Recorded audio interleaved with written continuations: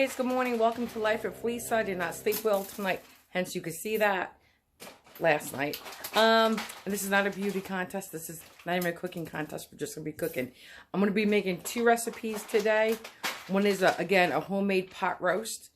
I'll try to do it a different type of video than I did the last time, and then another Jello mold, like a really retro 1950s Jello mold. I'll be doing mashed potatoes and string beans with my pot roast dinner, and I will put the link to that on the bottom of this video.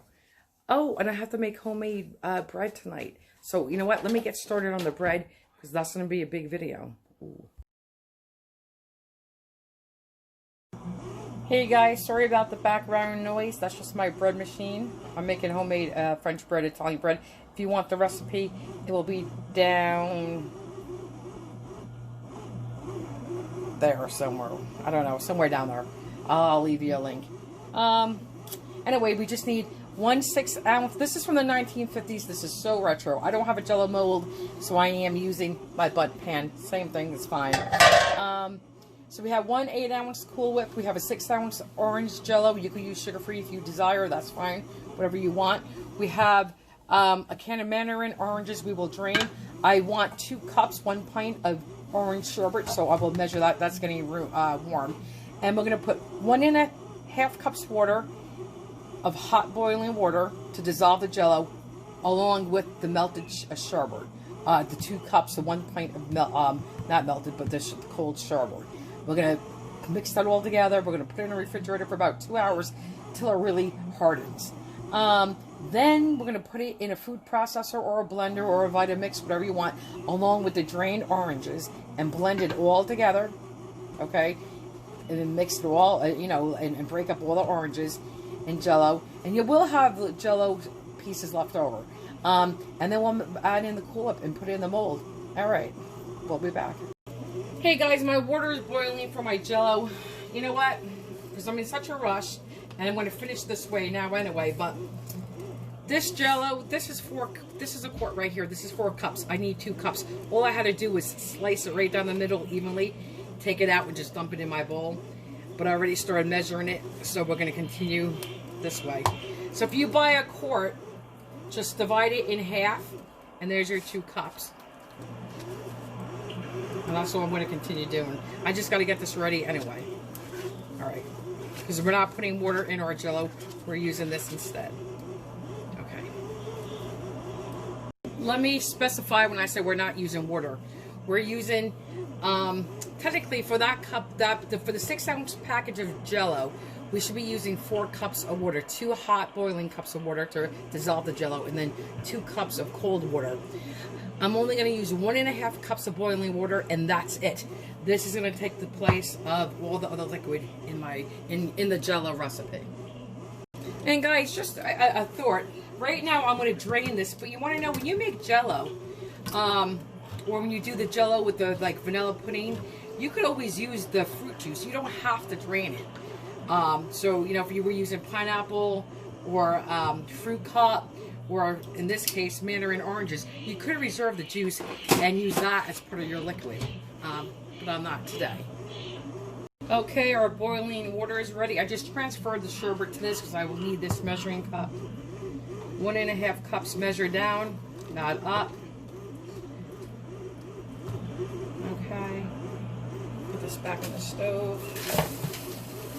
That was me splashing. There you go. Now we're going to just dissolve the Jello for 2 minutes. Just stir it around. That's it. And I just, you know what, guys? I didn't want to waste time talking. I just wanted to shut the camera off. But this, you know what? Listen, I'm 51, and I was such a mama's and daddy's little girl. And I'll tell you what, I miss that comfort of home. And you know what I'm saying? Dinner was always on the table. You didn't have to worry about money and bills and how dinner was going to get on the table. The ice cream man came. You were allowed to sit on the stoop.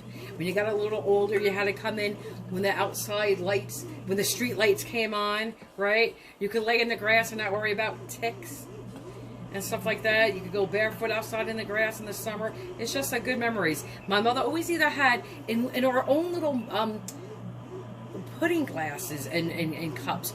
She would make pudding or Jello. You know, and sometimes the fresh fruit. But there was always a Jello mold on the table, or some kind of pudding. It was just awesome, and I miss that.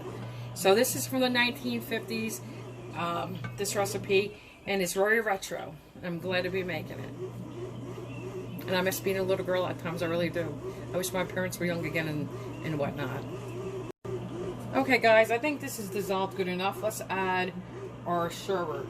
And this is going to melt and cool it down at the same time. Okay, get it all out.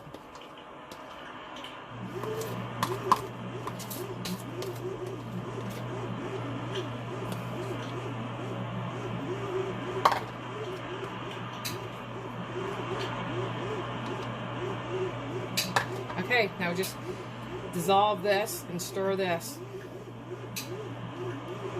And this is going to have a cloudier color. And then when you put the whipped cream, the Cool Whip in, so you're going to get paler. This is not going to be clear now because of the sherbet. So we're just going to do this. Let me put the light on for you guys. That's it.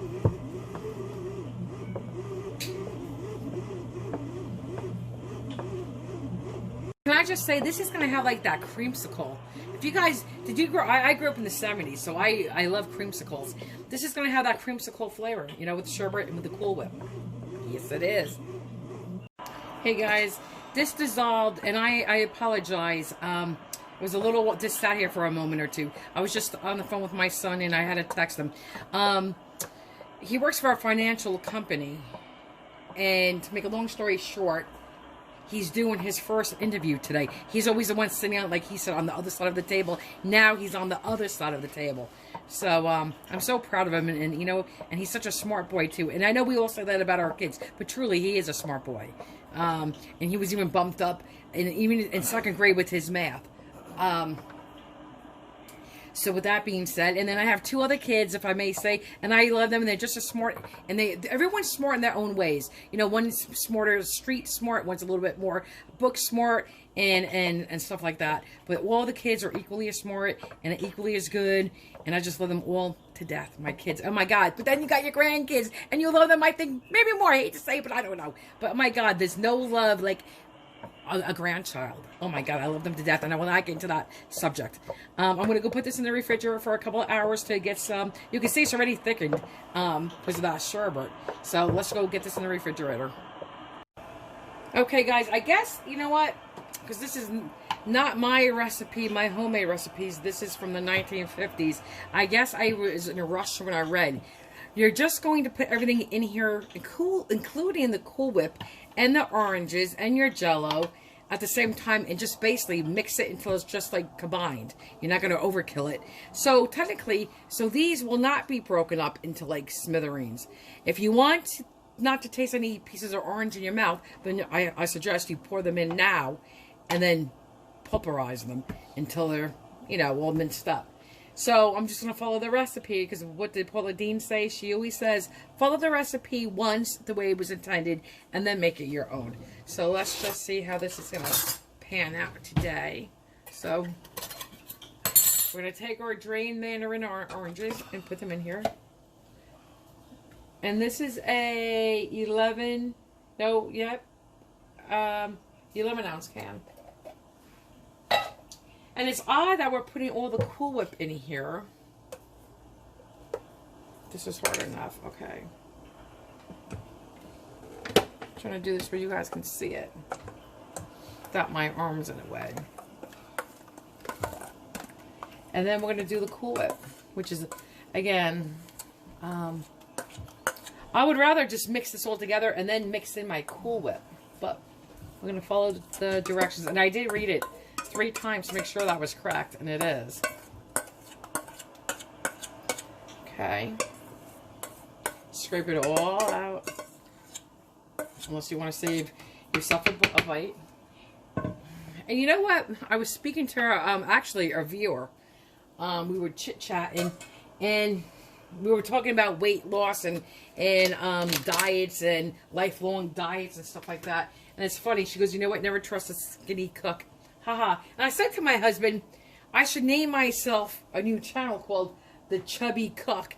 And then I thought I'm a little bit more than chubby. But he said no. So anyway, back to the recipe. In here goes your carton of 8-ounce Cool Whip. See, now I make stuff similar to this, and I never put the Cool Whip in here. And I've used Sherbet before. I've done it with lime Jello, raspberry Jello, strawberry Jello.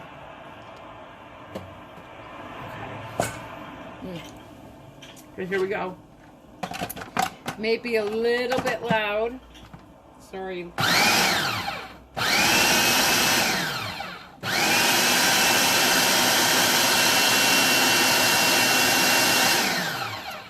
That would be kebab. You know what? Huh. Let me see. Let's use a spoon. Because I'm trying to see if the oranges are all combined. Hold on.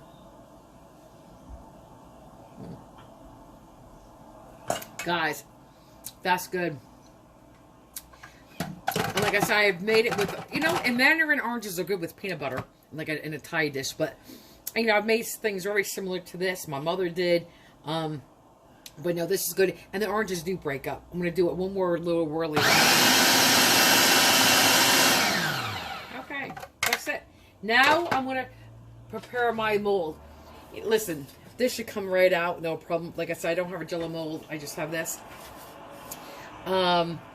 You could put a slate on a paper towel, a little oil, and then just rub it in here, and especially around the center. You could spray it with Pam, with my baking spray, and I think that's what I'm going to do. Just a little bit. I'm actually going to do it on a paper towel.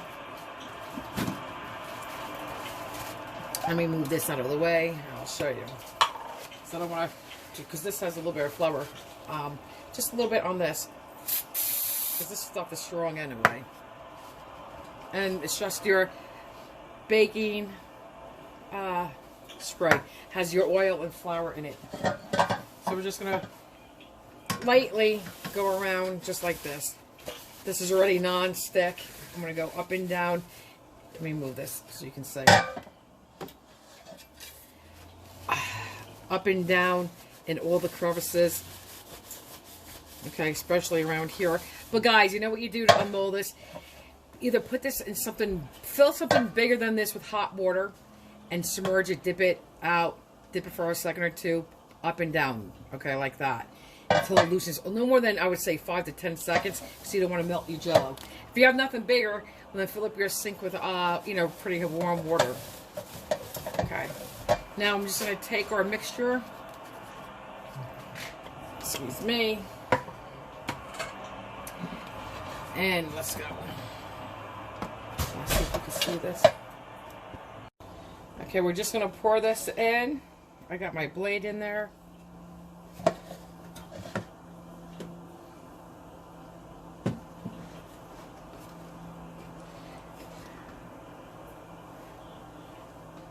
Hold on.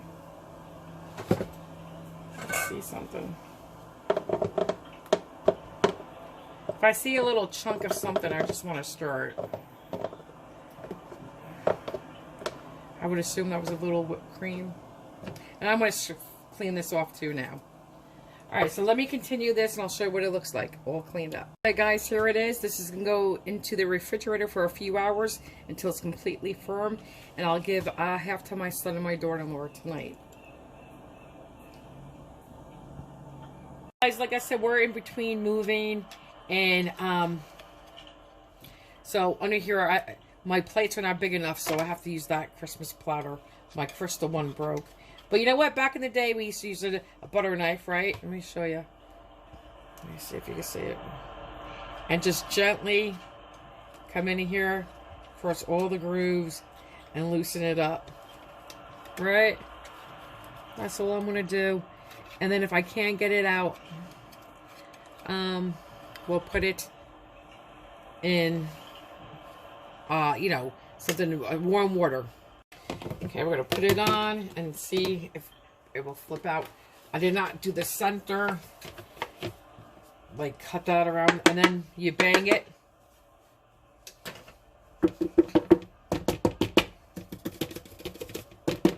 I think it came out. Yes, okay. Guys, I did taste this. Very good. It is yummy. You will like it.